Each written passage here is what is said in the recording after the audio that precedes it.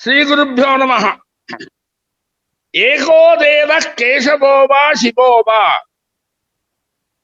एकं मित्रं भूपतिरुपा यतिरुपा एको वासः पत्तने वा वने वा एका भार्या सुंदरी वा दरी वा।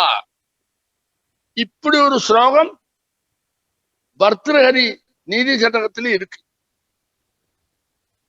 ரெண்டுல ஒன்ன தேர்ந்தெடுத்துக்கோங்கிறான். நம்மள்கிட்ட உனக்கு எது பிரியமோ அதை எடுத்துக்கோங்கிறான். நம்மள்கிட்ட விட்டு விட்டான் எதை தேர்ந்தெடுக்கணும்னு. ஒரு கடவுள், ஒண்ணு கேசவன் அல்லது சிவன். அப்படி சொல்லுற போதே ரெண்டும் ஈக்குவல், எதை வேணா தேர்ந்தெடுத்துக்கோன்னு அர்த்தம். ரெண்டுலயே அனலைஸ் பண்ணி எடுக்கிறதுக்கு ஒண்ணும் இல்லை, ரெண்டும் துல்லிய பிரதானம். அதனாலதான் எனக்கு சந்தேகம் வந்தது. சந்தேகப்படாத எதை வேணா எடுத்துக்கோ, உனக்கு எது பிடிச்சதோ சாய்ஸ். ரெண்டும் துல்லியம், அப்படித்தான் பாக்குறார் அவர். ஏகோ தேவகா, ஒரு தேவனை வச்சுக்கோ, ஒண்ணு கேசவனை வச்சுக்கோ அல்லது சிவனை வச்சுக்கோ. ஏகம் மித்திரம் பூபதிருபா எதிர்பா. உனக்கு லௌகிக ஜீவிதத்துல ஒரு நண்பன் வேண்டாமா? தனி ஏகாகி நரமதே. அதனால ஒரு ஒரு நண்பன் வேணும், இல்லைன்னா போகாது. அப்போ நீ நண்பரை தேர்ந்தெடுக்க, ஏகம் மித்திரன் நண்பனை எப்படி தேர்ந்தெடுக்கணும்? ஒண்ணு ராஜாவை நண்பனா வச்சுக்கோ, அல்லாட்டா எதிய நண்பனா வச்சுக்கோ. ராஜா எல்லாத்திலையும் சுகபோக சாதனங்கள்ல அப்படியே தழைச்சு இருக்கிறவன், அவனை பிடிச்சுக்கோ. இல்லையா எல்லாத்தையும் திறந்தவன் ஏத்தி, அவனை பிடிச்சுக்கோ. ரெண்டும் பலம் ஈக்குவல், உனக்கு எது வேணா எடுத்துக்கலாம். ஏகோபாச பத்தனேவா வனேவா. நீ எங்க குடியிருக்க போற? ஒண்ணு பட்டணத்துல இரு, அதாவது நாகரீக ஜனங்கள் வசிக்கக்கூடியதான சுகபோக சாதனங்களுடைய அந்த ஒரு பெரிய ஒரு சாதனங்களுடைய ஆதிக்கம் எப்ப வேணா எதை வேணா அனுபவிக்கலாம். பத்தனத்துல ஏகோபாச பத்தனம். பூஸ்திரீ புரி நகர்யோபா பட்டணம் புடவேதனம். பத்தனங்கிற சப்தமே சம்ஸ்கிருதமாக்கும். நம்ம எல்லாரும் பட்டணம் பட்டணங்கிறோமே. பூஸ்திரீ புரி நகர்யோபா பத்தனம் புடவேதனம். அப்போ ஏகோபாசகா பத்தனேவா வனேவா. ஒண்ணு பத்தனத்துல இரு, ஒண்ணுமே இல்லாத காட்டுல இரு, யாருமே இல்லாத. ரெண்டும் உன்னுடைய ஜீவிதத்தை ஈக்குவல் தான். ஏகா பாரியா சுந்தரீவா தரீவா. பரணியா, உன்னால காப்பாற்றப்பட வேண்டியவள். அந்த கோணத்துல சொல்றார். நீ இருக்கிற நாள் வரைக்கும் அவ வேணும்னா அவளை காப்பாத்துறதாலே அவளுடைய சேர்ந்து இருக்கிற சந்தோஷம் அனுபவிக்க முடியும். அப்போ சுந்தரியின் தேர்ந்தெடுத்துக்கோ. அதுதான் தரி, பெரிய மலையில இருக்கிற குகை. உனக்கு அந்த குகை காப்பாத்துமே.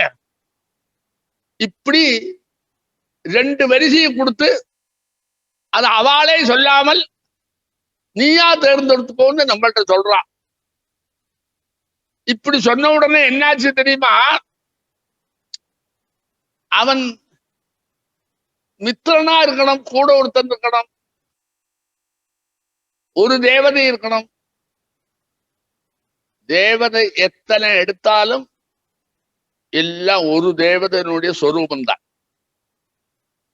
அடுத்தது மித்திரன் சொல்றியே, ஆற மித்திரனா வச்சிருந்தாலும் உனக்கு மித்திரன் ஒண்ணு வந்ததுன்னா, ராஜாவா இருந்தாலும் உனக்கு சரிதான், நீ மித்திரனா தான் எடுத்துக்க போற. எதியா இருந்தாலும் சரி, அவனையும் மித்திரனா தான், ராஜாவா எடுத்துக்க போறது இல்லை.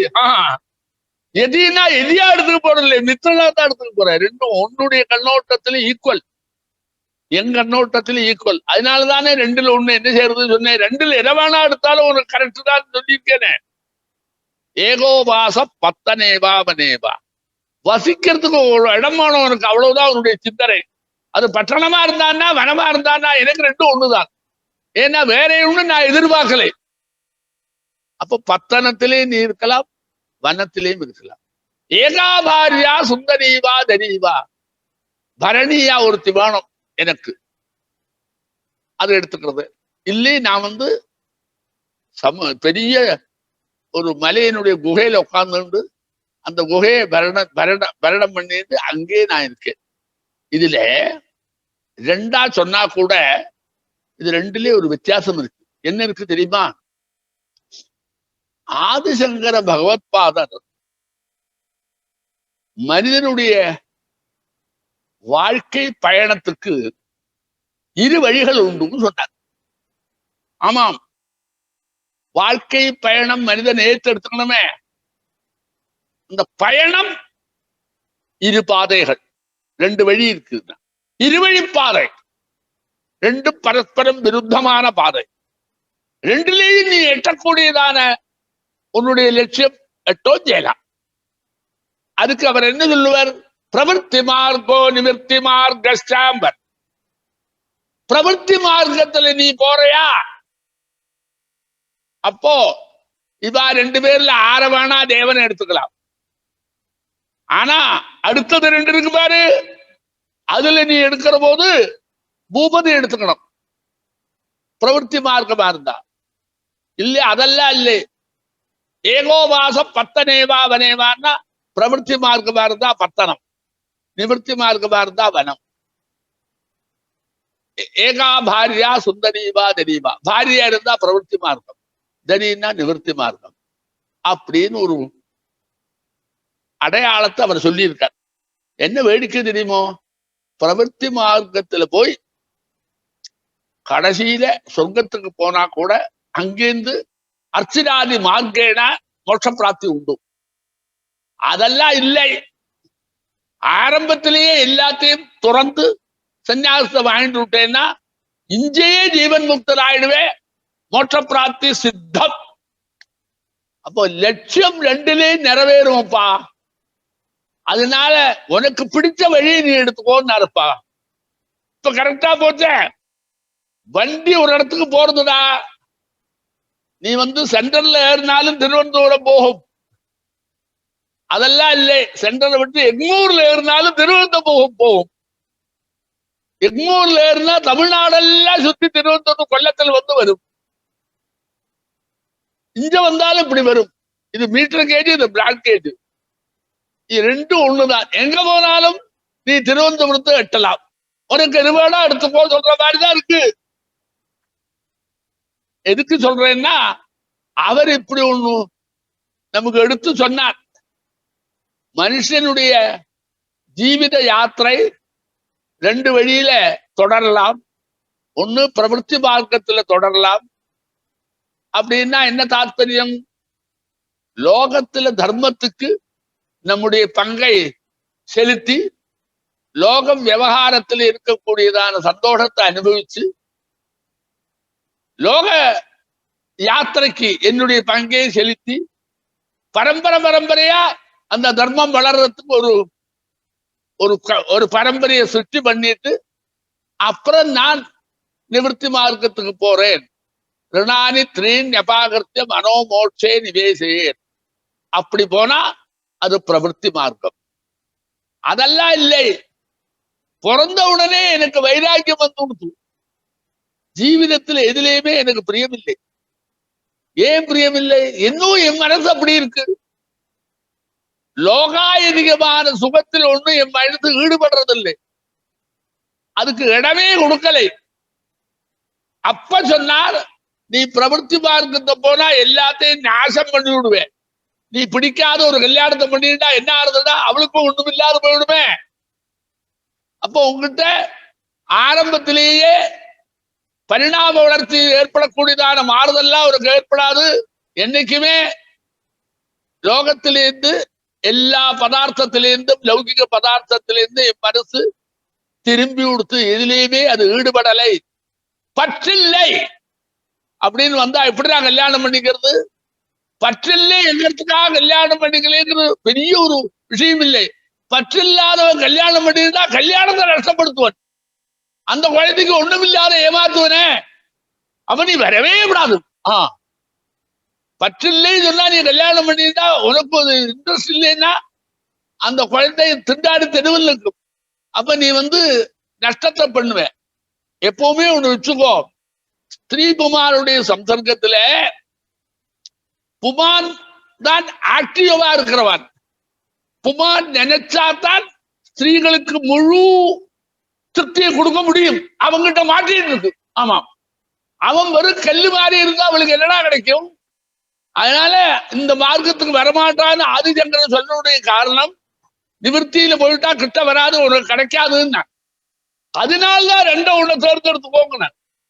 அப்ப நிவர்த்தி மார்க்கத்துல நான் போறேன், எனக்கு நேரடியா நான் இதுல ஒண்ணும் பிரியம் இல்லாததுனால நேர பகவத் சாநித்தியம் கிடைச்சு கொடுத்து எனக்கு ஜீவன் நேவ முக்தி கிடைச்சு கொடுத்தது, விதேகத்துல முழு முக்தியும் அடர்ந்து. அதனால ரெண்டுல ஏதாவது ஒண்ணு சொன்னார். ஏன் ரெண்டுல ஒண்ணு சொன்னார் தெரியுமோ? ரெண்டையும் சேர்த்து ஒருத்தம் பண்ண முடியாது. பரஸ்பர விருத்த தர்மங்கள் எப்படி வரும்? ரெண்டையும் சேர்த்து ரெண்டு சுவாமிகளை வச்சா நீ திண்டாடுவே. ரெண்டு பேரும் இருக்கவா அந்த வைஷ்ணவனும் செய்வனும் சண்டை போட்டு இருந்தா உட்காந்துருக்கான். ரெண்டையும் வச்சுக்க முடியாது. இது இந்த விஷ்ணுவுக்கு அலங்கார பிரியோ விஷ்ணு அபிஷேக ஸ்ரீவா ரெண்டையும் எப்படிதான் சேர்த்து வைப்ப? சரி, பூபதி எதையும் நீ மித்திரனா வச்சுக்க முடியாது. இவன் வச்சா அவன் இருக்க மாட்டான், அவன் வச்சா இவன். அந்த மித்திரனா இருக்கவோடு பயன்படக்கூடிய விஷயங்கள்லாம் எதிக்கு வேற, பூபதிக்கு வேற. நீ ஒரு தடவை வாசம் பண்றேன்னா பட்டணத்துல இருந்தா அந்த சலசலப்பில் இருக்கிறதுக்கு ஒரு பிரியம் இருந்தா தான் இருக்க முடியும்.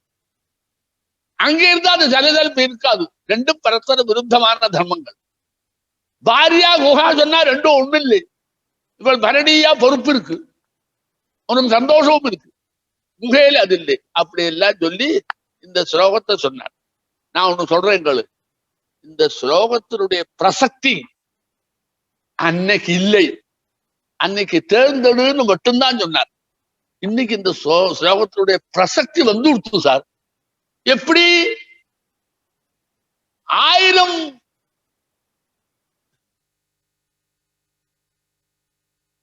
தெய்வங்கள், ஒரு தெய்வம் 2 தெய்வம் இல்ல. ஆமா, யாருக்குமே தெய்வத்தினுடைய தத்துவம் தெரிஞ்சு எல்லாம் உண்மைதாங்கிற ஞானம் இன்னைக்கு யாருக்கும் இல்லை. கிருஷ்ணர வசத்தி சொன்னா ராமர் வசத்தி இல்லையா?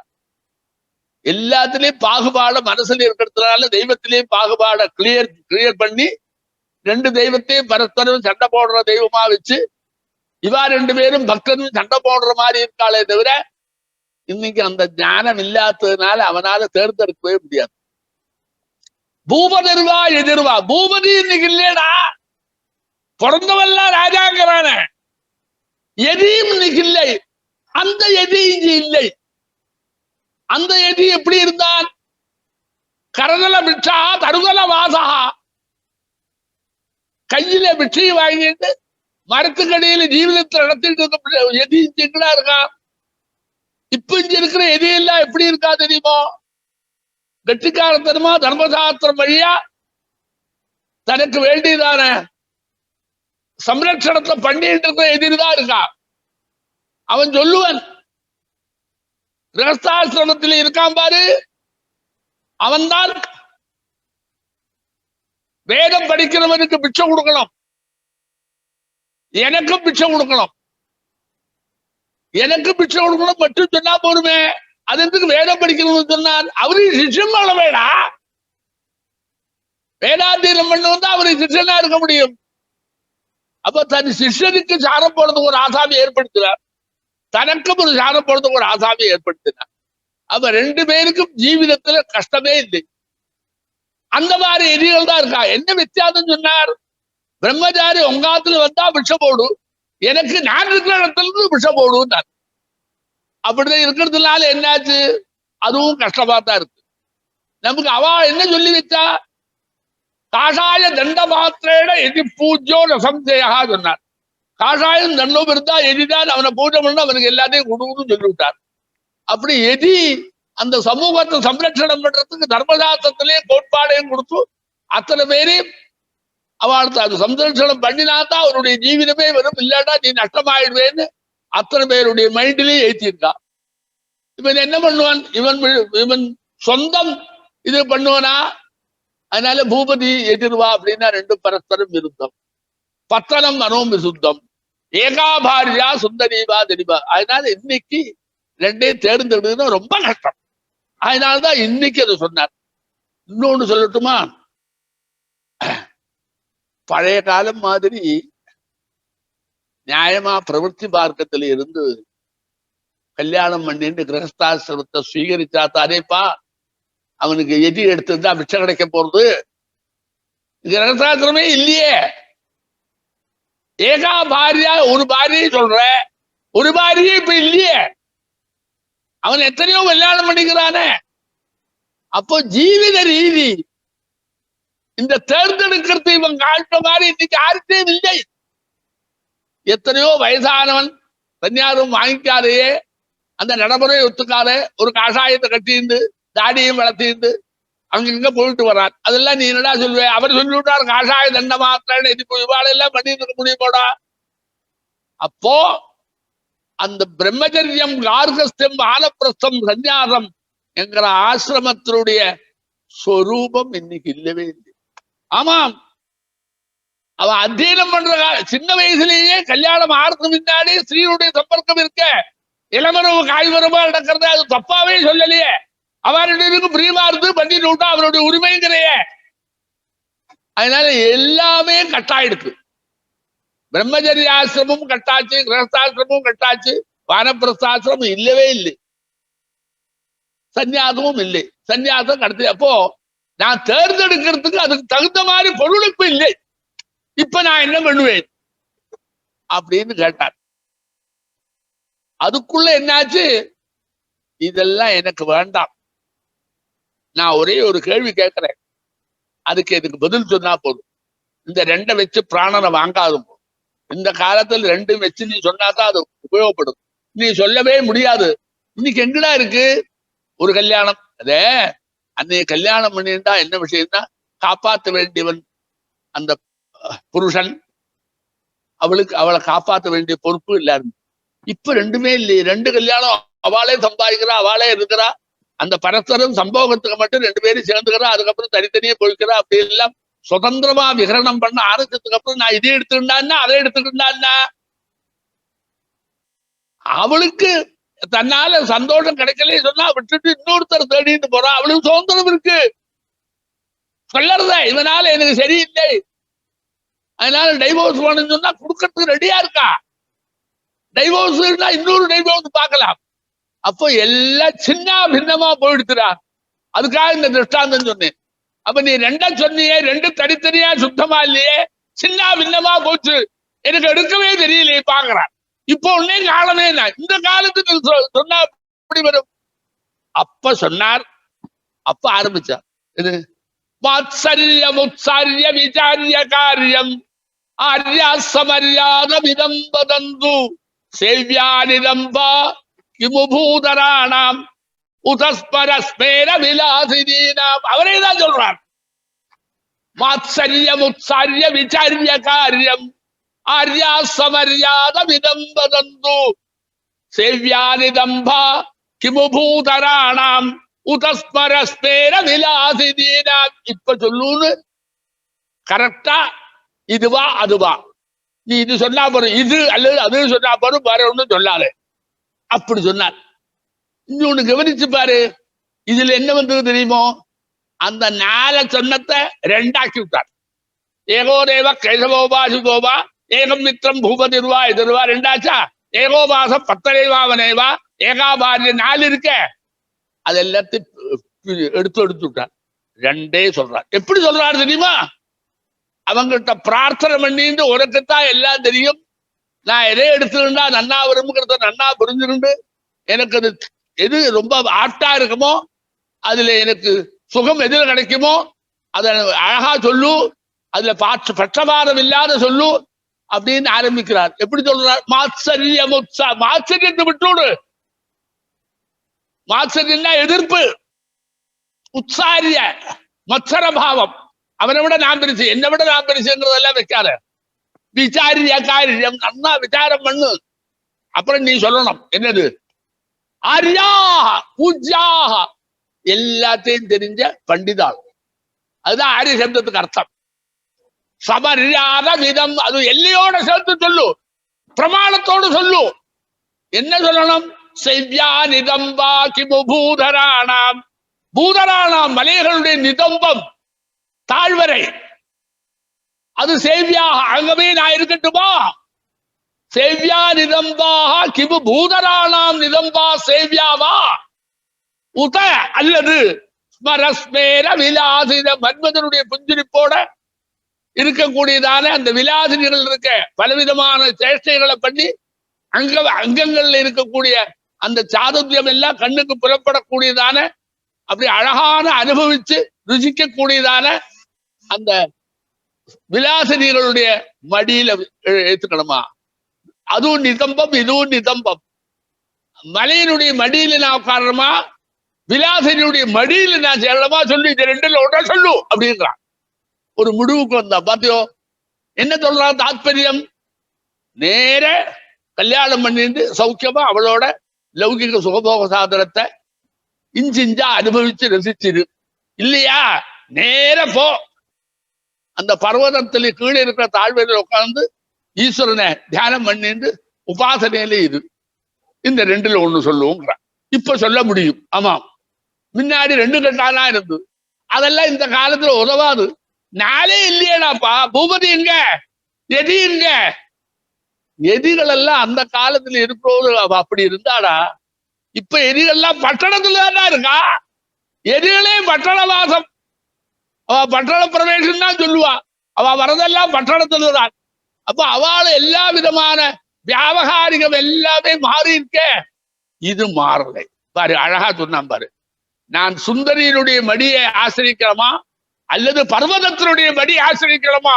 ரெண்டுல ஒண்ண சொல்லுன்னான். அப்படி ஒண்ணு கேட்டான். அப்படி கேட்ட உடனே அவன் சொன்னான், எதை நீ ஆரம்பிக்கணும் உன்னுடைய இஷ்டம்னா. என்னுடைய மைண்டு அதை தேர்ந்தெடுக்கிறது சக்தி இல்லாததுனால்தானே உங்களை பிரார்த்தனை பண்ணிட்டு நீ எல்லாம் தெரிஞ்சுன்னு சொல்லி உங்ககிட்ட சொல்றேன் அப்படின்னா. அப்ப சொன்னார், எப்படி இருந்தாலும் உன்னை தவிர பாக்கி எல்லாருமே ஒன்னே யோஜனை பண்ணாத பிரவൃத்தி மார்க்கத்துல தானா வந்து விழுந்து அதில் செய்ய போறான். நிவர்த்தி மார்க்கத்துல வரவன் மனோபலம் இருக்கிறவன் மட்டும்தான். லௌகிக பொருள்கள்ல வாசனை அற்றவன் தான் வருவன். அதனால உனக்கு லௌகிக வாசனை வற்றிருக்கு. அதனால நிவர்த்தி மார்க்கத்துல பர்வதத்தினுடைய இதுக்கு போ அப்படின்னு சொல்றான். எதுக்கு நான் அப்படி சொன்னேன்னா, பழைய காலத்துல இருக்கக்கூடிய அந்த பரம்பரைகள் இருக்க. என்ன பரம்பரை? மக்களுடைய பரம்பரை. அன்னைக்கெல்லாம் தர்மத்தை அடிப்படையா வச்சிருந்து தர்மார்த்த காம மோட்சத்துல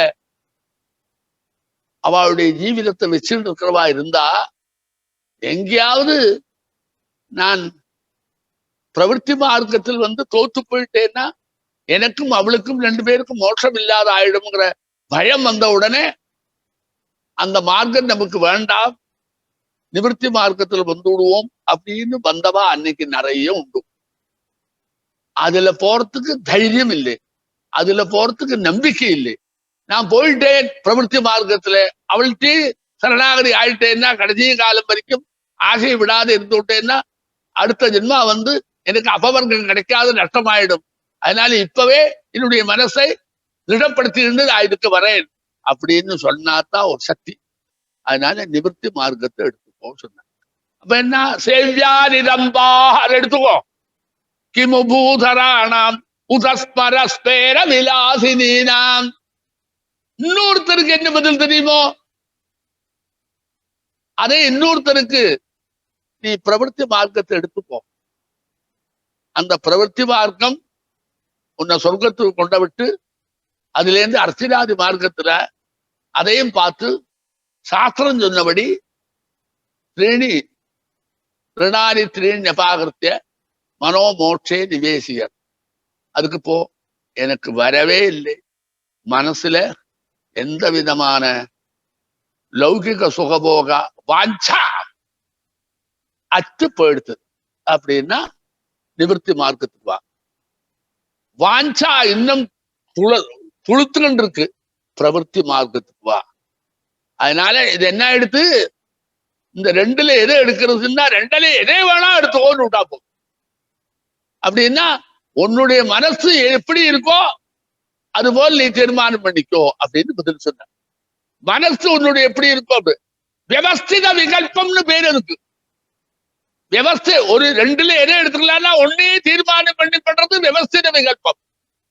அப்ப ரெண்டுல ஒன்னதான் எடுத்துக்கிறதுங்கிற முடிவு கருத்துக்கு அந்த விவஸ்தித விகல்பத்தை தீர்மானம் எடுத்து உன்னுடைய மனசுதான் காரணம். மனசு என்ன சொல்றது கேளு, அது போட்டு எடுத்துக்கோ அப்படின்னு பதில் சொன்னான். அப்ப அன்னைக்கெல்லாம் ரெண்டுலேயும் வந்தவா உண்டு. ஆனா திடீர்னு எதுவுமே வேண்டான்னு வச்சு நேரடியா நிவர்த்தி மார்க்கத்தை வரத்தை விட பிரவர்த்தி மார்க்கத்துல லோகத்தை தர்மத்துக்கு நாம சுசுரூட பண்ணி அடுத்த பரம்பரைய தர்மத்தை கடைபிடிக்கிற பரம்பரை உற்பத்தி பண்ணி இந்த லோகத்துல லோகம்னு ஒரு சப்தம் சொல்லணும்னா ஜனங்கள் வேணவே. தர்மத்தை அருட்காலம் பண்ண பிரஜோத்பத்தி நிறைய பண்ணி மக்கள் சம்பத்து, ஆமாம், அதெல்லாம் சிருஷ்டி பண்ணி அடுத்தது நாம் போனாலும் தர்மத்தை வளர்த்துறதுக்கு ஒரு பரம்பரையை ஈட்டி கொடுக்கிறது தான் வசந்த தர்மம். அதனால உதஸ்பரஸ்பேர விலாசினீனாம், அதுதான் நியாயம். நீ பிறந்த உடனே நான் உடனே போயிடுறேன், எங்க போறேன், எல்லாத்தையும் விட்டு சன்னியாசம் ஆயிடு. நீ எதுக்குடா பிறந்த? ஒரு உபயோகம் இல்லை, சன்னியாசம் ஆகிக்கிறதுக்காக பிறக்கணுமா? ஒரு உபயோகம் இல்லாத போறத எல்லாரையும் தள்ளிவிட்டு பிரசவிச்ச அம்மாவையும் அப்பாவையும் தூரம் எடுத்து விட்டு திடீர்னு நான் மட்டும் போறேன், இதுக்கெல்லாம் எக்கேடு கட்டும் போட்டும் சொல்றதுக்கு பதிலா நீ தர்மத்தை வளர்த்திட்டு போறேன்னா அது அழகு. உடனே சின்ன வயசுலயே எனக்கு வந்து கொடுத்து காமிச்சு ஒரு பெருமையா அடிச்சுக்கிறதுக்கு என்ன இருக்கு? அதுக்கு நீ பிறக்காது இருக்கலாமே. பிறந்த உடனே எனக்கு அது வந்து கொடுத்துன்னு சொல்லி போனா நீ பிறந்த என்னடா லாபம்? அப்போ உனக்கு தர்மத்தை வளர்த்துற எண்ணம் இல்லையே உனக்கு. நீ சொல்ற போதே ஒரு பிராமணனுக்கு என்ன சொல்லி இருக்கார்? ஜாயமானோ பிராமணா திருமிதி ரிணவாஜாயரே. அப்போது பிரம்மச்சரியம் இருக்க ரிஷிகளுக்கு தேவாளுக்கு பிதர்களுக்கு எல்லாம் பண்ணித்தானே நீ போகணும்னு வேறமே உனக்கு கட்டளையிட்டு இருக்கும் போது அதை எல்லாத்தையும் தூக்கி எறிஞ்சு நான் உடனே போயிட போறேன்னு சொன்னா நீ பிறந்த உபயோகம் இல்லை. பிரச்சாலனாதி பங்கஸ்ய தூராத் அஸ்பரிசனம் வரம். ஒருத்தர் காலை சேத்துல கொண்ட வச்சாண்டா, எதுக்குடா சேத்துல வச்சா ஆரம்பிக்கணுங்கிறதுக்கா வைக்காத இருந்தாலே பொறுவேடான்றான். அதுபோல நீ பிறந்த உடனே நான் மோட்சத்துக்கு போறேன்னா எதுக்குடா நீ பிறந்த? அதனால அந்த செவ்யாதிதம்பா கிமுபூதராணாம் உதஸ்பரஸ்மேர விலாசனீனாம். பரஸ்மேர விலாசனிதான் ஹையஸ்ட், நியாயமானது. நீ இந்திரிய சுகத்தை அனுபவிக்கிறது கொடுத்தேன்னு நினைக்காத. இல்லை, புத்திர பிராப்தி இல்லைன்னா பிதுக்களை திருப்தி பண்ணாது நீ போறையே, அறகுறையா போறையே. அதை பண்ணினா உனக்கு திருப்பி மோட்சம் உண்டு. அவரே சொல்றாரு, ரிணாதி த்ரீண்டபாகர்த்திய 3 கடனையும் வீழ்த்திட்டு அதுக்கப்புறம் மனோ மோட்சே நிவேசே சொல்லி இருக்க. அழகா இருக்கு. அதை விட்டு நான் இப்பவே சன்னியாசம் ஆயிட்டு விடுறேன், எனக்கு இன்னையில இருந்தே சாதம் போடுறதுக்கு ஆளை கிடைக்கும், நான் உடனே ஒரு பீடத்துல உட்கார்ந்து விடுறேன், எல்லாரையும் சுத்தி எல்லாரையும் கூப்பிடுவா, எல்லாம் நன்னா இருக்கும். அப்பவும் உன்னுடைய வாஞ்சை என்னது? மத்தவாளெல்லாம் அதை ஸ்தோத்திரம் பண்றதுன்னு நினைக்கிறேடா, அது கொஞ்சம் வந்திருக்கா? இப்ப அப்படித்தானே இருக்கு. மத்தவாளெல்லாம் என்ன ஸ்தோத்திரம் பண்ண நான் தான் பெரிய மனுஷன் சொல்ல வைக்கிறையே, அப்பவே உனக்கு மனசுல ஆசை இருக்க. அதெல்லாம் எடுக்கிறது கஷ்டம். ஆசையை அனுபவிச்சு தூத்துடும், ஏங்கிண்டு ஆசையை வச்சுக்காத. அதனால பிரவருத்தி மார்க்கத்தில் தான் நீ வரணும் அப்படின்னு இந்த காலத்துக்கு அனுகுணமான ஒரு ரிசல்ட்ட அந்த காலத்துல எல்லா காலத்துக்கும் அனுகுணமா இருக்கும் சொல்லித்தான் இப்படி சொன்னார். உதஸ்மரஸ்மேர விலாசினீனாம். 2 ஸ்லோகத்தை எடுத்து பாரு. அந்த 2வது ஸ்லோகம் கம்பீரண்டா. என்ன சொல்றார்? வாத்சல்யம் உத்சல்ய விசாரிய காரியம். ஆச்சரியத்தை விட்டு நன்னா சாஸ்திரத்தை ஆலோடனம் பண்ணி ஒரு முடிவுக்கு வா. ஹே ஆர்யா, சமர்யாதம் இதம் வதந்து. படித்தவர்கள் சொல்லு என்னது? செவ்யாரிதம்பா கிமு பூதராணாம். பூதராணாம் நிதம்பா சேவ்யாவா. உதஸ்மர ஸ்மேர விலாசினீனாம். ஸ்மரஸ்மேர விலாசினீனாம் நிதம்பா சேவ்யாவா. அப்ப அவர் சொன்னார், காலத்தை விட்டு இந்த கலியில நீ எடுத்துக்கணும்னா பிரவருத்தி மார்க்கத்தை தான் எடுத்துக்கணும் அப்படின்னு பதில் சொன்னார். இத்தனையும் அவர் அங்க சொல்லியிருக்கார். சொல்ல ஆரம்பிச்ச உடனே என்ன 2 மார்க்கத்தினுடைய சொரூபத்தையும் சொல்லி அதுல இருக்கிற இது சாதக பாதங்களே அனலைஸ் பண்ணி நீ பிறந்தா உனக்கு ஏதாவது லோகத்துக்கு பண்ணிட்டு போறதா ஒரு சக்திங்கிற முடிவுக்கு வந்தாரு. அந்த முடிவு தான் கரெக்ட். நாளைக்கு மறுபடியும் பாரு.